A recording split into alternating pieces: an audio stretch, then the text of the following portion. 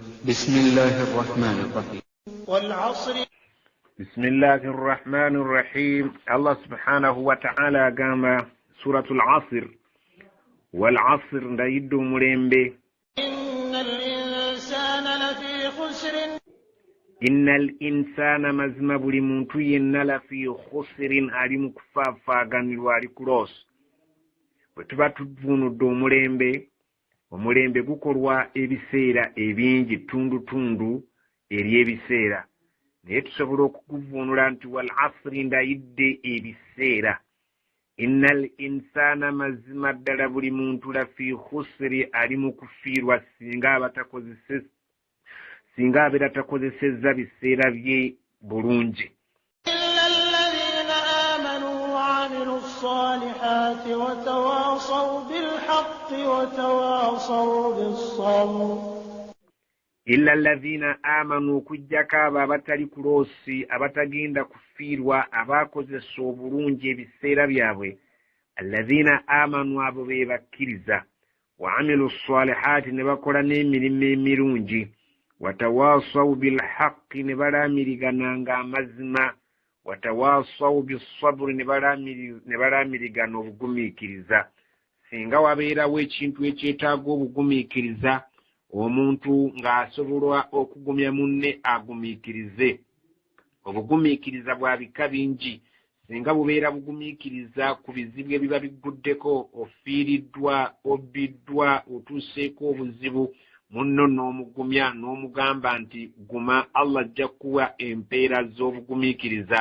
Oyo abeera omukkiriza ayeesiimye era alabika nti akozesezza bulungi ebiseera bye.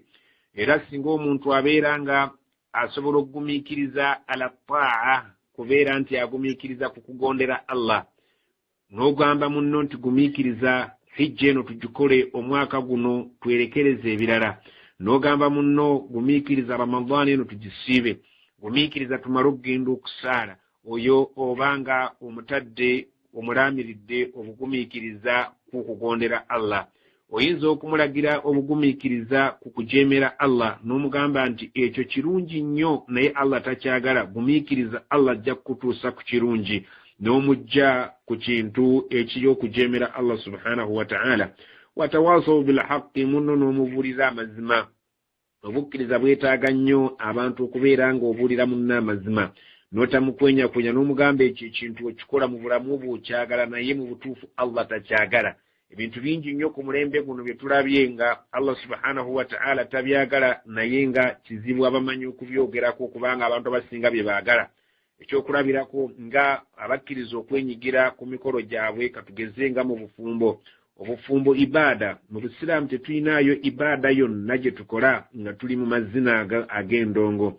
Allah nga subhanahu wa ta'ala bwagamba mu surati Luqman nti wa minan naasi, mu bantu mulimu man yashtari lahwa alhadith, abagula ebyuma eby'endongo babeere nga babuza abantu okuva ku mulamwa.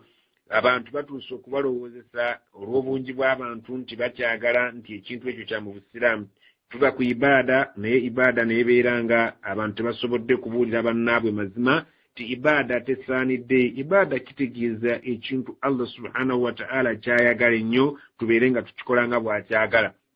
Naye ffe mu Busiraamu tetulinaawo bintu bifaanaganako ng'ebyo. Kale waliwo obwetaavu obwa aya eyo kuleka okufiirwa ebiseera, kubanga Allah bagambye abatagenda kufiirwa biseera bya buwangaazi bwabwe abalivaamu nga baganyuddwa alladhina amanu wa amilu salihati, mwali bakkiriza ate ne mugoberezaako emirimu emirungi.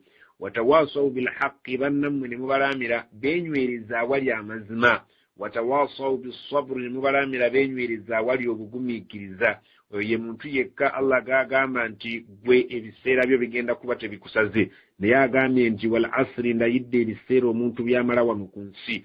Innal insana lafi khusri, buli muntu gw'otunulako ali ku loosi. Singa loosi eyo tojja kugiraba wano olwaleero, naye ojja kugitegeera nga tutuuse mu maaso ga Allah agenda okutunula mu biseera byaffe. Gwe ebiseera byo wabikozesa otya? Bw'obeera nga tewabiteeka ku layini Allah gy'ayagala gwe gwayogerako ti ebiseera byo byonna wabyonoona. Okujjako abo abakkiriza abaabiteeka Allah subhanahu wa ta'ala wayagala be batabyonoona. kababeerenga ku nsi kuno baali bantu banaku, kababeerenga ku nsi kuno baali bayisibwamu amaaso, beeboka baategeera nti ebiseera tebisaana kwonoonebwa. Tulina ebiseera bitono wano ku nsi. Saagala tuvunule Qur'ani nga tugivunula nga ebyafaayo, tuvunule Qur'ani nga tugivunula nti egasa ffe abaliwo abalamu. Nga Allah baagamba litunzira man kaana hayyan, gibeera nga otiisa abo abalina empeke emera abalamu abaliwo. Qur'ani eno si abantu abaafa. Allah ayogera naffe ng'agamba nti bannange buli muntu yenna mu biseera bye abyonoonye. Okujjako atabyonoonye y'oyo omukkiriza abeera nga bamulaamira okugamba okwenyoza ku mazima n'obugumiikiriza n'awuliriza.